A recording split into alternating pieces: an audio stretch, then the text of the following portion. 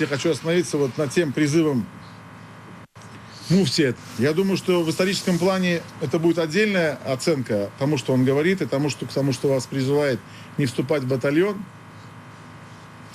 В тому, что он говорит, что это неправильный путь, это путь не для тех мусульман, которые сейчас в Крыму. Даже если мы все вместе соберемся и будем говорить муфтию то, что он сейчас заслуживает, каждому нам есть что это сказать, но я считаю, что самую главную оценку он получит в судный день, потому что он, как муфтий, несет за всех мусульман ответственность.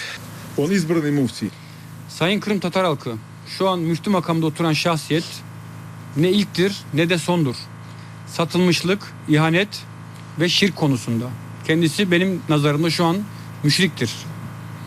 Can yürekten biz sizni davet etemiz bizim Numан Челебиджихан батальонга кошулмак. Мы записываем сейчас батальон людей, ждем ваших детей здесь. Для нас это освободительный джихад. Вы, многие из вас, об этом знаете. Сражайтесь, да, прольется ваша кровь, да, некоторые из вас умрут. Умрете.